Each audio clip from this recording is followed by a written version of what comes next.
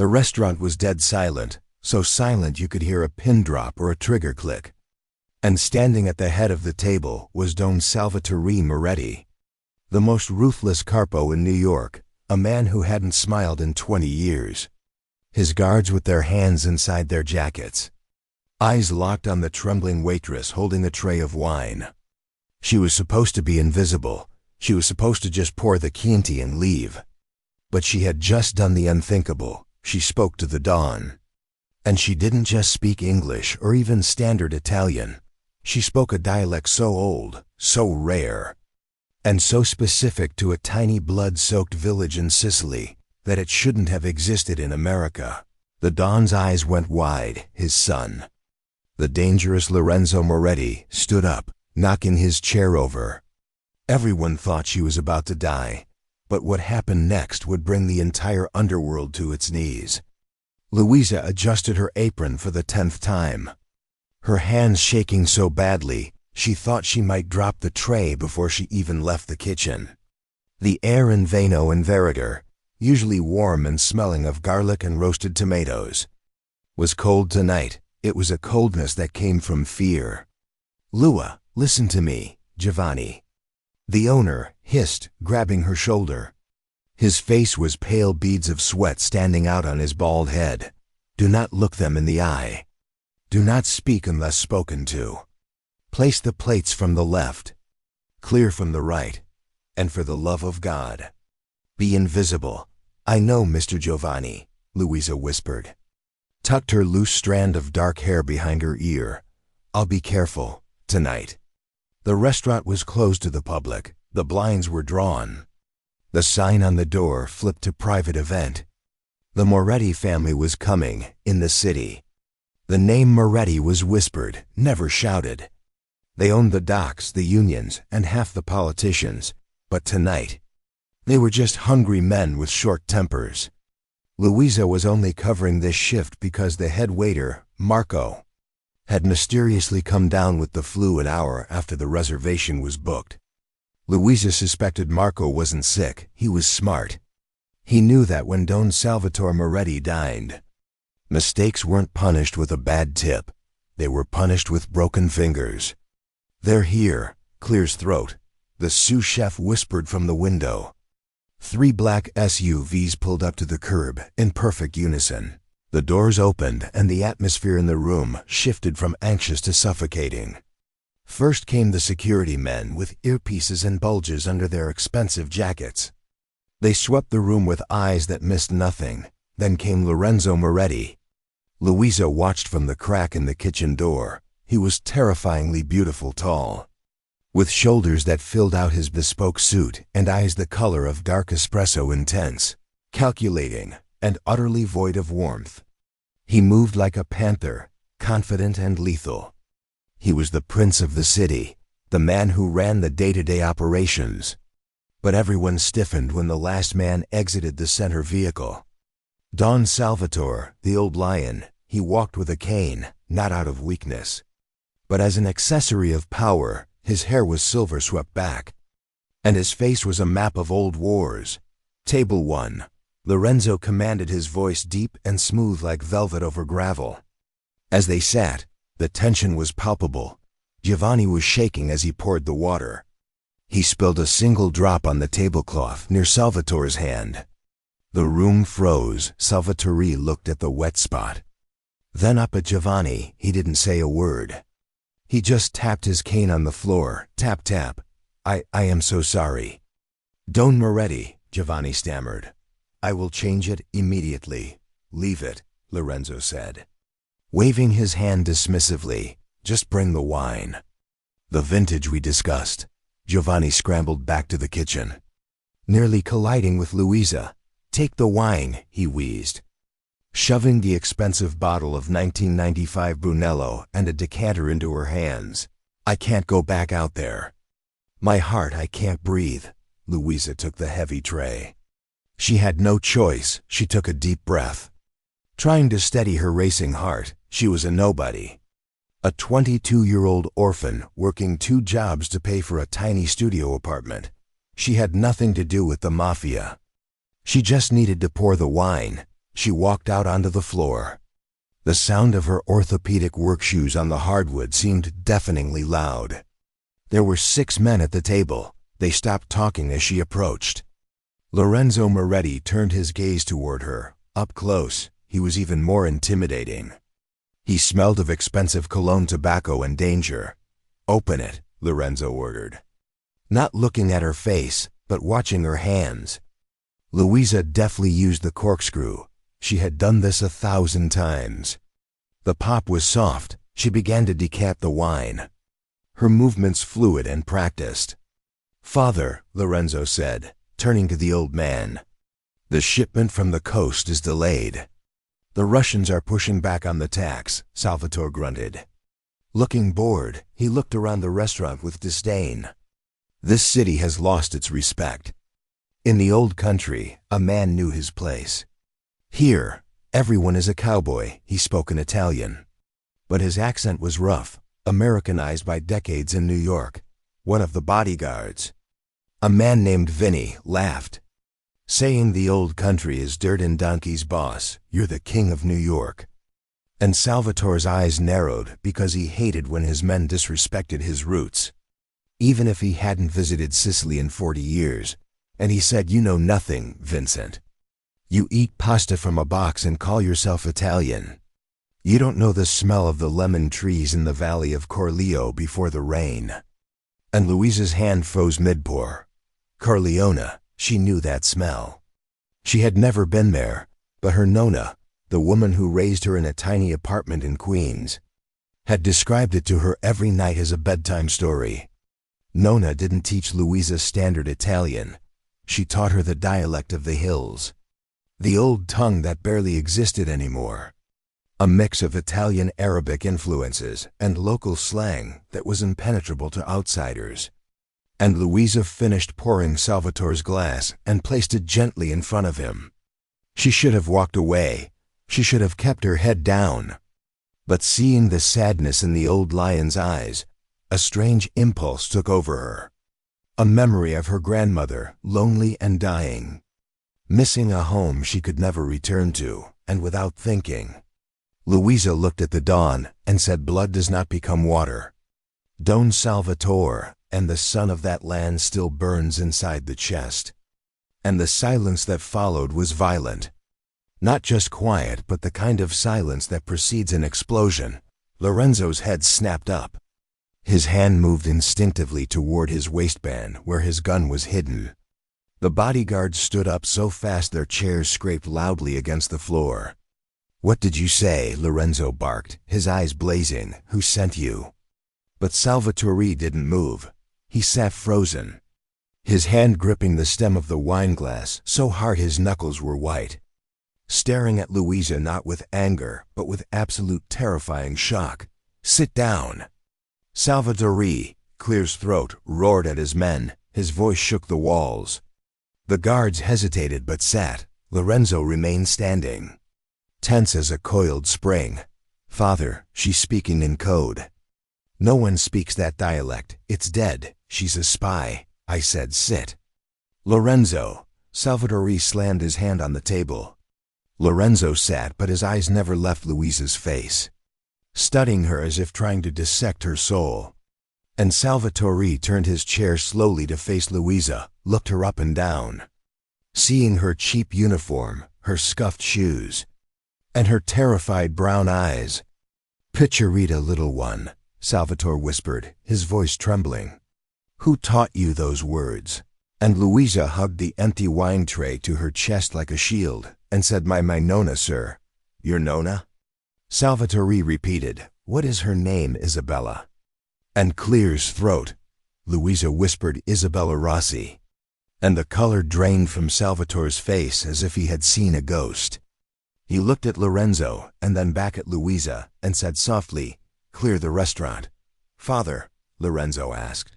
"Clear the restaurant," Salvatore screamed, sweeping the expensive wine glass off the table, shattering it and sending red wine splashing like blood across the pristine white floor. Everyone out except the girl and Lorenzo.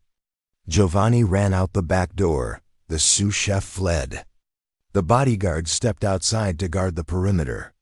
And suddenly Louisa was alone in the dim room with the two most dangerous men in the city, having no idea that by speaking those few words she had just unlocked a war buried for 50 years. Standing paralyzed among the shards of glass, while the smell of spilled wine mixed with the fear radiating from her skin. And Lorenzo stood up and walked around the table, moving slowly like a predator circling prey with nowhere to run, stopping inches from her so she had to tilt her head back to look at him. His eyes mesmerizingly complex with flecks of gold hidden in dark brown but cold. Asking in a low voice if she knew who they were. "Yes," Louisa breathed. "And yet you speak a dead dialect to my father. A dialect only 5 families in Sicily ever spoke, a dialect that has been erased." And he stepped closer, asking who she was working for. The Genovese, the Russians, and Louisa cried no one, backing up until her waist hit a side table, swearing she was just a waitress, and Lorenzo enough, Salvatore said, sounding tired, aged by 10 years and 5 minutes, telling him she was not a spy and to look at her face. Look at her eyes, and Lorenzo looked, really looked, studying the curve of her jaw, the shape of her brow, the stubborn set of her mouth, even as her chin trembled. Something familiar tugging at a memory he couldn't place. "And bring her a chair," Salvatore commanded. Lorenzo grabbing a wooden chair and spinning it around, saying, "Sit." And Louisa sat clutching her hands in her lap while Salvatore said Isabella Rossi like a prayer. And Louisa said she died last year, a tear slipping down her cheek, saying she never told her much about her past, only stories about the hills, that she had to leave in a hurry, that it wasn't safe. And Salvatore closed his eyes and said no, it wasn't, then opened them and looked at Lorenzo, reminding him of the great betrayal of 1975, and Lorenzo nodded slowly. "When the clans turned on each other, when you lost everything." "And not everything," Salvatore whispered, looking at Louisa. "I thought I lost Isabella and said she was not my wife. Lorenzo, your mother, God rest her soul, was a political union, but Isabella, she was the daughter of the baker in our village, and we were young, foolish." And Louisa's eyes widened because was he saying she disappeared one night? Salvatore continued, "And I was told the rival clan, the Geneves, had taken her, killed her to hurt me. And I burned 3 of their warehouses to the ground in retaliation. I started a war that lasted a decade because of her death." And he leaned forward, his calloused hand reaching out to touch Louisa's hand. She flinched but didn't pull away. "But she wasn't dead," Salvatore whispered. "She ran. She ran to protect the child," and Lorenzo's head snapped toward his father. "Child? You never said there was a child." "I didn't know," Salvatore said softly, looking at Louisa with a mixture of awe and grief as he said Isabella ran to America. She changed her name, she hid in Queens. She lived a life of poverty to keep the child safe from my world. And he looked at Louisa intensely and asked, "Your father, who was he?" And Louisa shook her head, saying she never knew him. "Nonna said he died before I was born. My mother died giving birth to me. Nonna raised me alone." And Salvatore looked at Lorenzo and said, "Do the math." Renzo and Lorenzo did the math. The timeline lined up perfectly. If Isabella was pregnant when she fled in 1975, that child would have been Louisa's mother, which made Louisa. "She's your granddaughter," Lorenzo said as the realization hit him like a physical blow. And the room went silent again while Louisa felt elated. The Mafia Don was her grandfather. This was insane. This was a soap opera. This couldn't be her life. And she stammered, I think there has been a mistake," standing up and saying, "I just want to go home." Clear's throat, "Please, I won't tell anyone what happened here." But Lorenzo stepped in her path, blocking her exit. "You can't go home. Why not?" Louisa demanded, finding a spark of courage, because Lorenzo said, his voice dropping to a dangerous whisper, "If my father recognized that dialect, others will too. If you really are Isabella's bloodline, you are a walking target. The Geneve's family is still out there. If they find out Salvatore Moretti has a secret heir, a vulnerability, they will use you to get to him, or they will kill you just to finish the job they started 50 years ago. And he is right, Salvatore said, standing up with effort. You cannot return to your apartment. Not tonight, not ever. You're kidnapping me, Luisa gasped. We are protecting you. Lorenzo corrected as he reached out and took her arm, his grip firm and electric. You belong to the family now, Luisa, whether you want to or not, and then crash. The front window of the restaurant shattered as a bullet tore through the glass, slamming into the wall inches from Salvatore's head. Get down!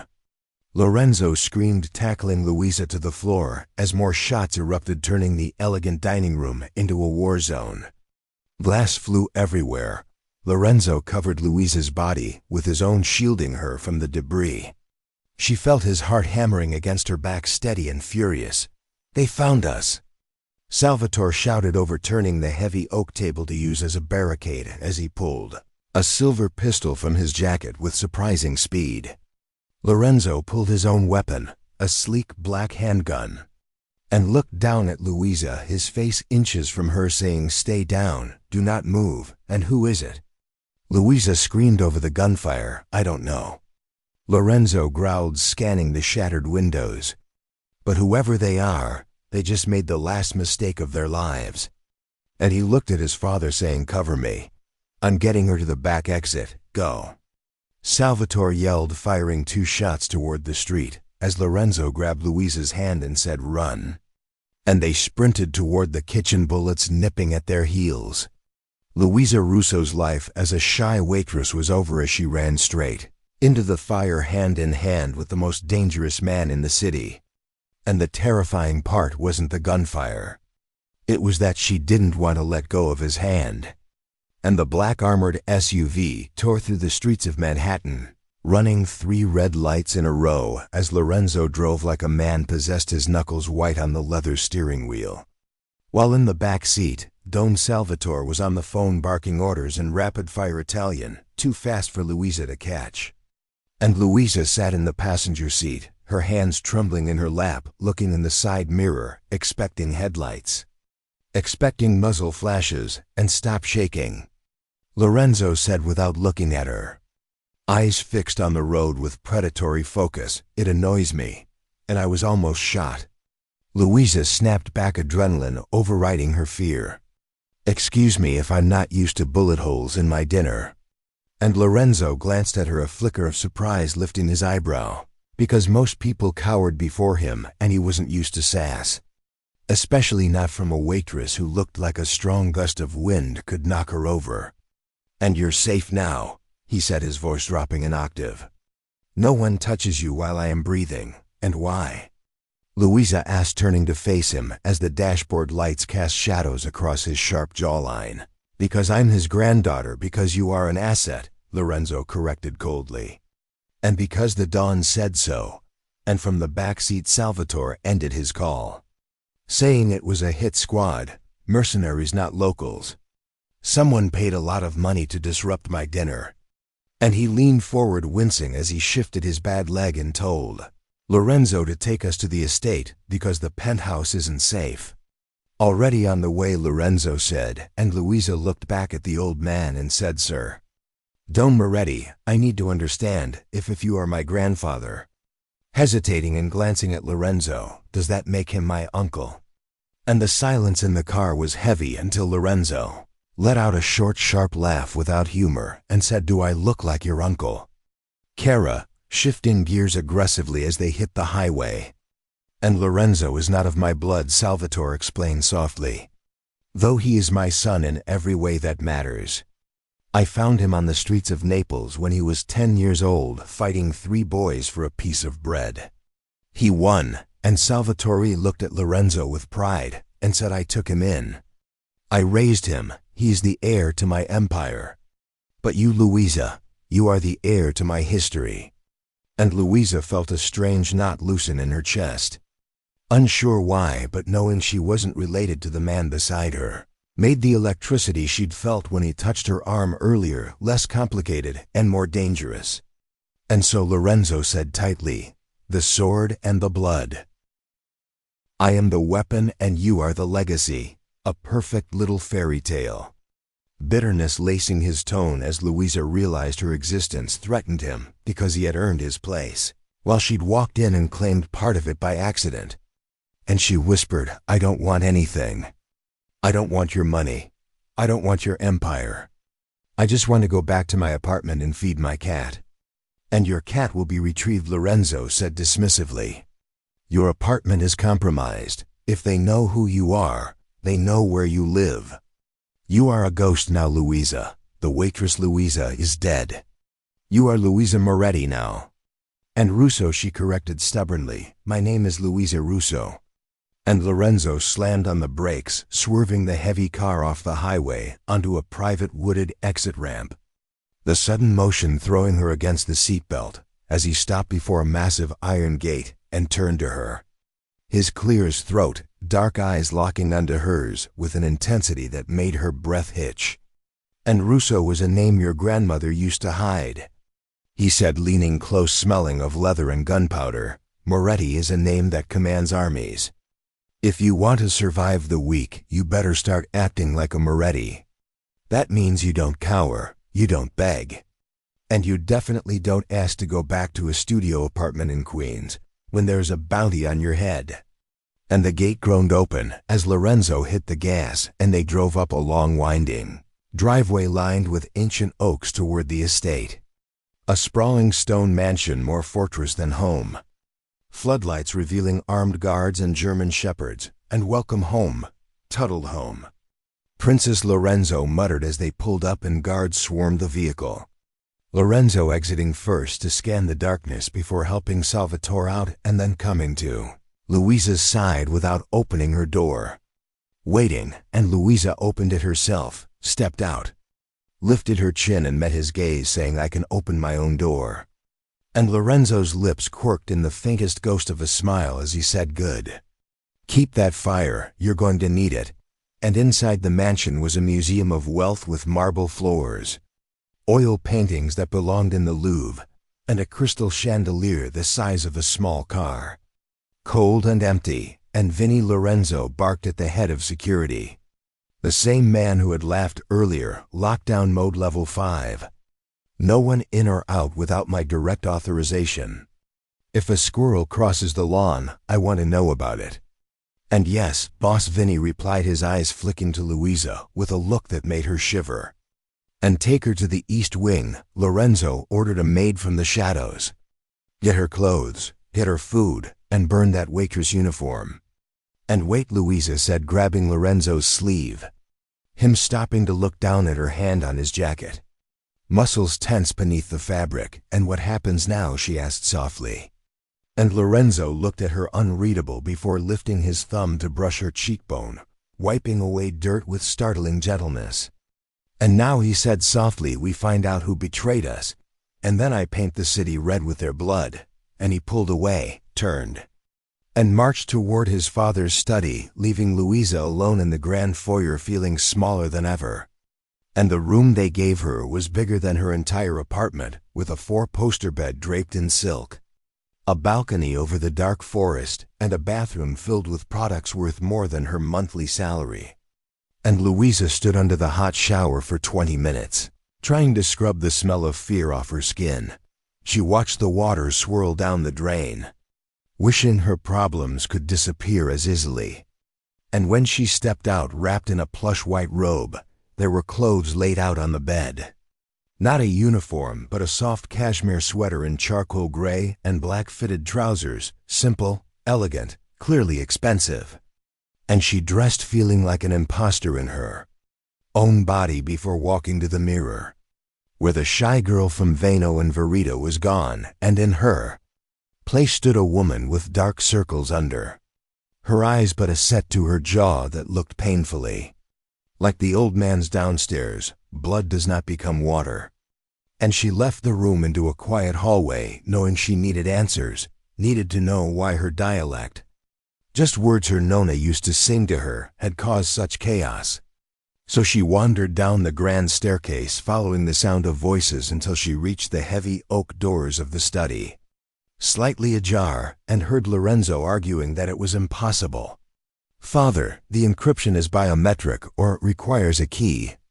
"A dialect, it sounds like a myth," and Salvatore replying wearily that it is not a myth. That the Casa Nostra of the 1970s was different. They didn't use computers, they used blood and tradition.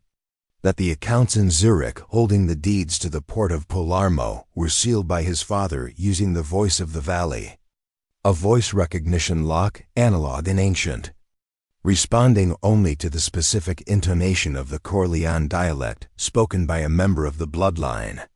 And Luisa held her breath as Salvatore continued that he lost access when Isabella left. That he never taught Lorenzo the dialect because it was too dangerous and his own accent had faded. That he tried 10 years ago and it rejected him. "So she is the key," Lorenzo said calculatingly. "She walks into the bank, speaks the words, unlocks $10 billion in assets, and the proof of the Russian alliance," Salvatore added. "The documents that would prove the Geneves sold out to the Russian Bratstva and allow the Commission to sanction their destruction and win the war." And Luisa leaned against the doorframe, heart pounding, realizing she wasn't just a granddaughter but a walking key to a billion-dollar fortune and a war-ending weapon. And she heard Lorenzo say she's a liability. That if the Russians know what she is, they won't kill her, they'll take her and torture her until she speaks. And Salvatore replies sternly that Lorenzo must ensure they never get the chance. That he will be her shadow and sleep outside her door if he has to. And Lorenzo growled that he doesn't babysit. To which Salvatore answered that he protects what is theirs. And then Luisa stepped back, a floorboard creaking loudly. The voices stopping instantly as the door was ripped open, and Lorenzo stood there with his gun half drawn before recognizing her.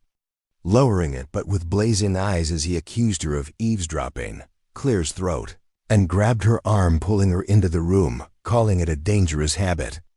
And Luisa pulled free, saying she had a right to know why people were shooting at her. Looking at Salvatore behind the massive desk, sipping brandy, and asking if they just wanted her to open a bank account. And Salvatore replying, it was not just a bank account picturita, but the family legacy and their survival. And when Luisa asked what if she refused, Lorenzo stepped into her space, towering over her, saying she doesn't get to refuse. She's in the game now and can either play or be a pawn that gets sacrificed. And Luisa poked him in the chest, saying she is Clear's throat, not a pawn. Reckless because his chest was hard as rock. And Lorenzo looked at her finger, then her eyes as anger shifted into something hotter. The tension spiking into raw, volatile attraction. And he whispered, "Then prove it," just as the mansion lights flickered and died, plunging the room into darkness. Lorenzo roaring down as he tackled her again, crashing onto the Persian rug behind the desk while Salvatore shouted for emergency lights and red light bathed the room as Lorenzo hissed that the power was cut and someone bypassed the perimeter. His body pressed over Luisa's with the gun in his shoulder holster digging into her chest. And Salvatore asked about Vinny as Lorenzo realized Vinny manages the grid and must have texted someone. The traitor, the head of security, and heavy tactical footsteps echoed outside as Lorenzo commanded Luisa to stay, pulling a second gun from his ankle holster and pressing it into her shaking hands as she stammered she didn't know how to use it. And he wrapped her fingers around the grip, leaning in to brush her ear, saying, "Point. Pull. Don't hesitate. If anyone comes through that door, and it isn't me, you'll kill them." And he looked at her one last time with an intensity that burned her soul and told her, "Survive, Luisa." Before vaulting over the desk and disappearing into the shadowed hallway, gunfire erupted immediately outside the door. Deafening rapid shots, and Luisa curled up under the desk, clutching the gun as she looked at Salvatore, the old lion calmly loading a revolver with steady hands. "And welcome to the family, Luisa," Salvatore said grimly. And Louisa realized then that the wine and the apron were a lifetime away as she tightened her grip on the gun. Knowing Lorenzo was out there fighting for them, and the least she could do was be ready. But as the door handle to the study slowly began to turn, she realized the threat wasn't just in the hallway. It was right here, and the brass handle turned slowly, the mechanism clicking in the silence between heartbeats, while the red emergency lights cast long distorted shadows across the room, turning familiar furniture into lurking monsters. And Louisa gripped the heavy pistol with both hands, knuckles white, trembling but not dropping it as she pointed it at the door just as Lorenzo had shown her, point, pull. And the door swung open to reveal a figure silhouetted by muzzle flashes from the hallway.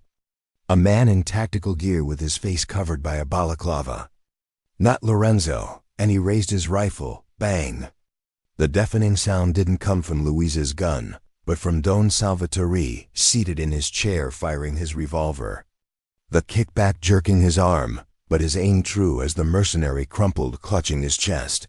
And reloading, Salvatore rasped, his hands shaking not from fear but age and adrenaline as he cracked the cylinder open, dumping the spent shell.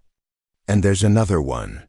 Louisa screamed as a second mercenary stepped over the fallen body, his weapon raised toward the desk, not caring about the old man as his laser sight swept the room and locked onto Louisa's chest, and Louisa froze, her brain screaming for her finger to pull the trigger while her muscles locked in terror, as she stared into the black barrel knowing she was about to die. And suddenly a shadow detached from the hallway darkness as Lorenzo moved with terrifying violence. Too close to shoot as he slammed into the mercenary from behind, driving a combat knife into the gap between body armor and helmet. The man dropping without a sound as Lorenzo shoved the body aside and kicked the door shut, locking it, then turning to them with his chest heaving. Pristine white shirt splattered with red and a cut above his eyebrow bleeding freely down his face like war paint. "And are you hit?" Lorenzo demanded, rushing to Louisa, grabbing her shoulders and checking frantically as she gasped, "No. She didn't shoot. She couldn't do it. And you're alive." "That's all that matters," Lorenzo said roughly before looking at his father and saying they had to move. The east wing was overrun with at least 20 men, and Vinny let them in through the delivery bay. "In the panic room?" Salvatore asked, snapping the revolver shut. "And compromised," Lorenzo spat, saying Vinny knew the codes and layout and the bunker would be a concrete coffin. So they had to get to the garage, the armored sedan prepped. "And the tunnels," Salvatore said. And Louisa looked between them. "Tunnels, prohibition tunnels," Lorenzo explained, grabbing Louisa's hand. "Running under the foundation to the stables, the only way out." And he dragged the heavy oak desk aside, revealing a seamless floor panel he pried up to expose a dark, musty staircase spiraling down. "And ladies first," Lorenzo urged Louisa toward the hole. "And what about him?" she asked, pointing at Salvatore struggling to stand as his bad leg gave out. "And I will slow you down. Clears throat," Salvatore said, sinking back into his chair with a grim smile, telling Lorenzo to go take the girl and keep the legacy safe while he held them off.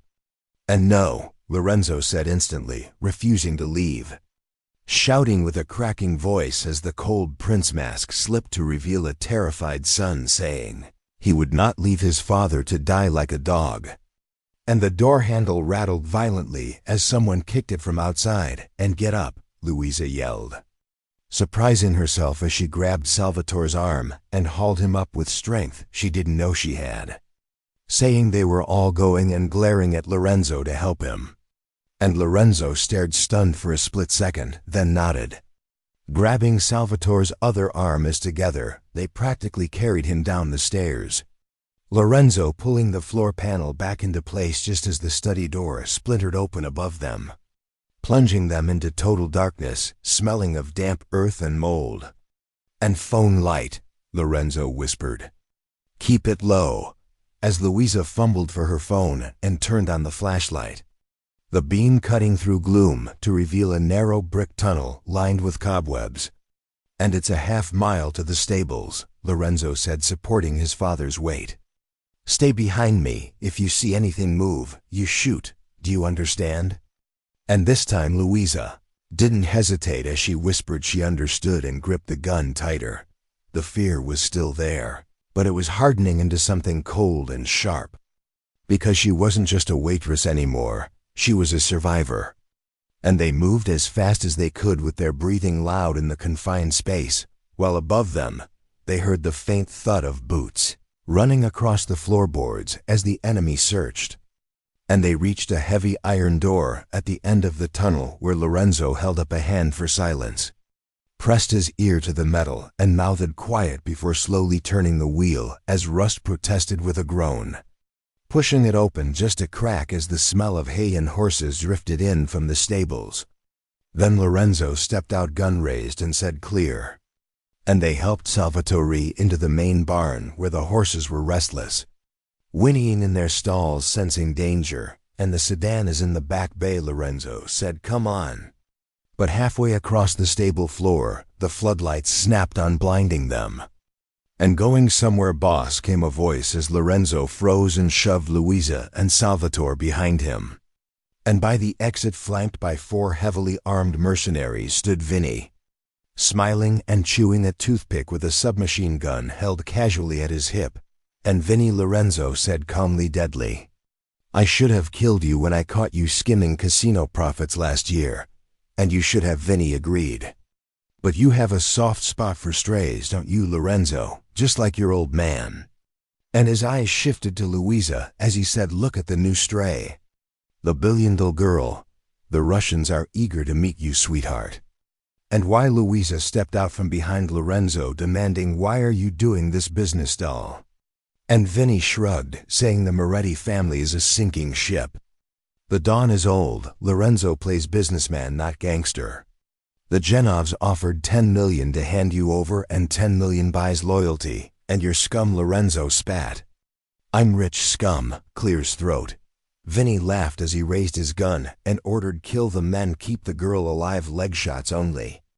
And time slowed as Louisa saw fingers tighten on triggers, and Lorenzo tensed to throw himself in front of her, about to die protecting her, just as her grandmother feared. And no, her eyes darted to Diablo, the massive temperamental black stallion Lorenzo rode. Its stall door latched but the pin loose, something she noticed from a waitress's habit of seeing small details. And as Vinny opened his mouth to give the fire order, Louisa didn't scream or cry. She lunged and kicked the latch pin out, slapped the stallion's flank hard, and shouted, "Vigo!" And the already spooked horse exploded from the stall. 1,200 pounds of panicked muscle charging the mercenaries, bucking and kicking, as Vinny screamed, "Hold fire," and dove away. Chaos erupting as men scattered. And now Lorenzo yelled as he raised his weapon and fired 2 precise shots, dropping 2 mercenaries, while Vinny scrambled up, aiming at Lorenzo's back. And Louisa shrieked as she raised the heavy pistol, not thinking about morality or fear, but about the man who held her hand and the only family she had left. She pointed and pulled as the gun kicked violently, and the shot went wide, shattering a window above Vinny's head, but forcing him to flinch and turn toward her. And that second was enough as Lorenzo crossed the distance in 3 strides, smashing the gun from Vinny's hands with his pistol barrel. And Vinny stumbled back, pulling a knife and taunting, "Come on, pretty boy." And Lorenzo holstered his gun because he didn't want to shoot him. He wanted to break him, snarling for my father as he dodged a slash and landed a sickening punch to Vinny's ribs. And for the family, Vinny gasped, swinging wildly as Lorenzo caught his wrist, twisted until the bone snapped, and drove a knee into his solar plexus, dropping him gasping in the dirt, clutching his broken arm. And Lorenzo stood over him, breathing hard, pulled his gun, and aimed at Vinny's head. "And wait," Vinny wheezed, blood bubbling on his lips. "Wait, you kill me, you never find the bomb," Clear's throat. And the stable fell silent, even the horses freezing. "And what bomb?" Salvatore asked, limping forward with a pitchfork. The car. Vinny grinned red-stained teeth. The armored sedan, I rigged the ignition. You turned the key, you all go boom. And Lorenzo's face went pale because that was where they were headed. Because if Louisa hadn't released the horse, and they'd run for the car. And where are the others? Lorenzo demanded, pressing the gun to Vinny's forehead. Where's the extraction team? And they're waiting at the airfield, Vinny coughed. The Russians have a pilot to fly the girl to Moscow. They don't just want the accounts, Lorenzo, they want the list. And the list, Louisa asked. The compromat? Salvatore said, his voice grim. The blackmail files my father kept on half the governments in Europe. That is what lies in the vault. That is what your voice protects, Louisa. And if the Russians get that they control NATO. And Vinny laughed, a wet gurgling sound. Saying she's not a waitress, she's a nuclear weapon. And you can't protect her, Lorenzo. The Genevs are coming. They'll be here in 5 minutes. And Lorenzo looked at Vinny with cold detachment and said, you're right. I can't protect her here, so let's make a deal. And Vinny begged. I can get you out. I know the bang. And Lorenzo fired. Vinny slumped back into the hay, and silence reclaimed the barn. And Lorenzo didn't look away as he holstered his weapon and turned to Louisa. His eyes dark and filled with a mixture of rage and adrenaline as he walked over to her, and Louisa was shaking again. The reality of what she had almost done crashing down on her because she had shot at a man and she had watched a man die. And Louisa, Lorenzo said softly as he reached out his hands and cupped her face. Forcing her to look at him, you saved us, he said with intense sincerity. That horse, that was brilliant, and I missed.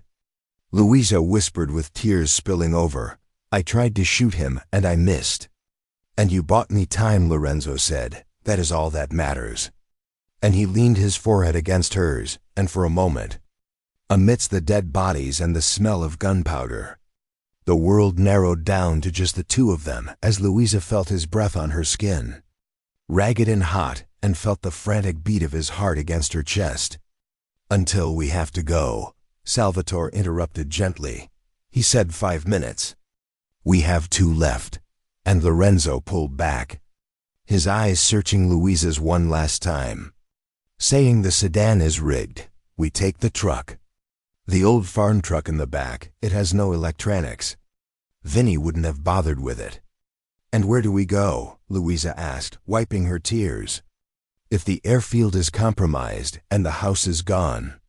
And Lorenzo looked toward the heavy wooden doors of the barn. Beyond them the dark forest, and beyond that the road. And said we go to the only place they won't look. We go to Little Italy, to the old neighborhood. To the basement of Vano and Verita. And Louisa's eyes widened, back to the restaurant. It's the last place they'll expect us to be, Lorenzo said though.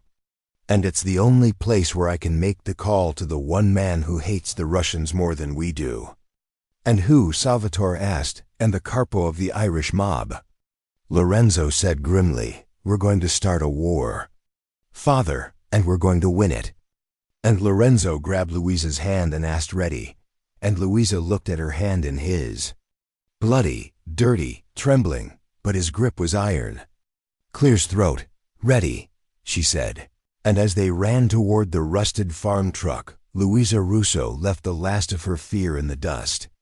The shy waitress was gone, the Mafia princess had arrived.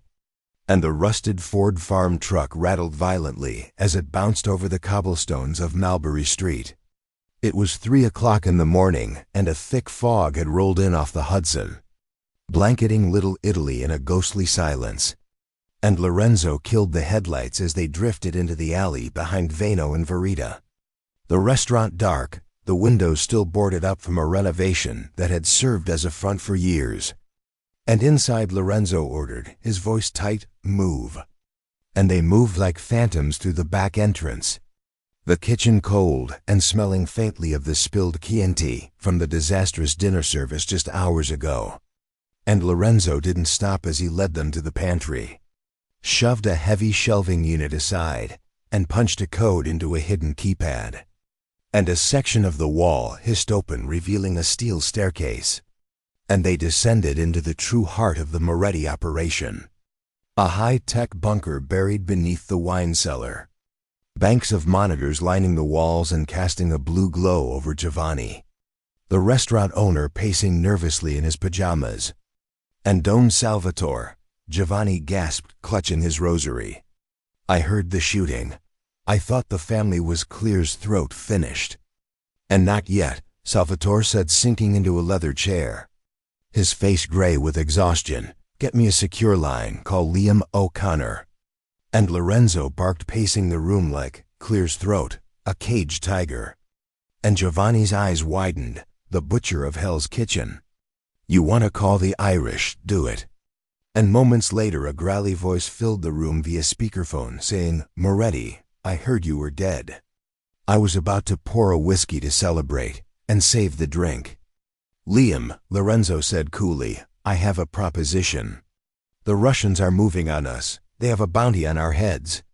Help us crush them, and I give you the port of Newark. And there was a heavy silence, because the port was the crown jewel of the underworld. And you're bluffing, Liam scoffed. You can't sign over the unions. Your accounts are frozen in Zurich.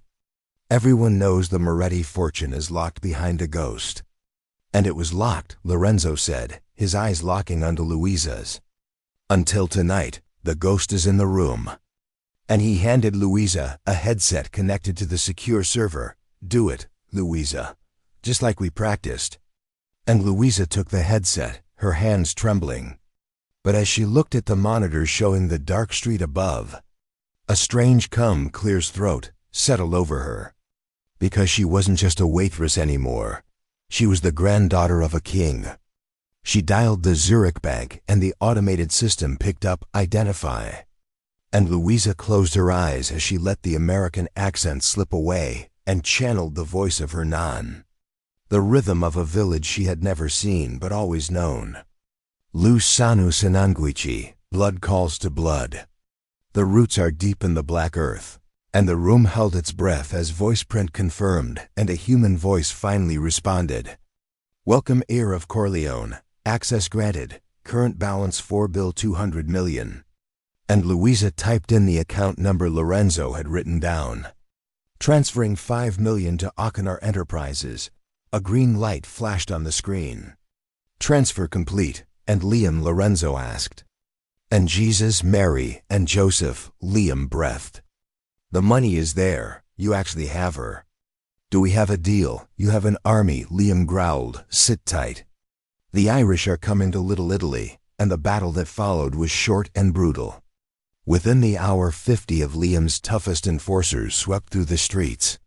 The Russian mercenaries, expecting a defenseless old man and a waitress, were caught in a hammer and anvil strike. And by sunrise the Genève soldiers had fled, and the streets were quiet once more. And as the morning light filtered through the cracks in the boarded windows, the adrenaline finally faded. And Lorenzo walked over to Louisa, who was sitting at a small table in the corner of the bunker. She looked exhausted, her expensive clothes ruined, dirt smudged on her cheek. You did it, Lorenzo said softly. Did it? Louisa corrected as she looked up at him. So what now? Do I disappear? Do I go by an island and hide for the rest of my life? And Lorenzo reached out, taking her hand. His grip was warm, possessive. You have the money now. You could leave. You could never see me or this violent life again. And Louisa looked at their joined hands. She thought about her lonely apartment in Queens. She thought about the fear she used to live with. Then she looked at Lorenzo. The man who had stood between her and a bullet. The man whose eyes burned with a dark, intense fire she had never found in anyone else. I don't want an island, Louisa whispered. Standing up to meet his gaze, what do you want? Lorenzo asked, his voice dropping to a murmur. I want to know why you looked at me like that in the study, she said boldly. Before the lights went out, and Lorenzo smiled a real, rare smile. I looked at you like that because for the first time I met someone who didn't just survive the fire. You walked right into it, and he pulled her close, his hand tangling in her hair. Stay, Louisa. Stay and rule this city with me. Is that a command, boss? She teased. "It's a plea," he whispered, and he kissed her. Then a kiss that tasted of danger and promise. It was the end of the shy waitress and the beginning of the queen. 3 months later, the reopening of Vano and Veritor was the event of the season. The paparazzi were outside, but inside Louisa moved through the crowd with grace. She wore a stunning red dress, her head held high. "Everything is secure," Lorenzo whispered, stepping up behind her, his hand resting on the small of her back. "The Russians are gone. The family is safe." And Louisa leaned back against him, smiling at the guests, who had no idea that the woman serving the best wine in New York held the keys to the underworld. "You look beautiful," Lorenzo murmured. "But be careful, you're smiling too much." And Louisa turned, rising on her tiptoes, to whisper in his ear, using the dialect that was now their secret language. "Tosilu mori Lorenzo, you are my heart, Lorenzo." And Lorenzo kissed her forehead as the cameras flashed. The world saw a beautiful couple, only they knew the truth. They were the sword and the shield, and they were untouchable. And that is how a shy waitress turned a spilled glass of wine into a billion-dollar empire. Louisa didn't just survive the Mafia, she reinvented it. Her story proves that sometimes the things we hide, our history, our voice, our heritage, are actually our greatest superpowers. Now I have a question for you. If you were in Louisa's shoes and unlocked that bank account, be honest. Would you have stayed to rule the city with Lorenzo? Or would you have taken the $4 billion and disappeared to a private island? Let me know your choice in the comments below. If you enjoyed this roller coaster of forbidden romance and high-stakes betrayal, please smash that like button. It really helps the channel grow so I can keep bringing you these dramatic stories. Don't forget to subscribe and turn on the notification bell so you never miss a chapter. We have a dark billionaire revenge story coming next week that you do not want to miss. Thanks for watching, and I'll see you in the next.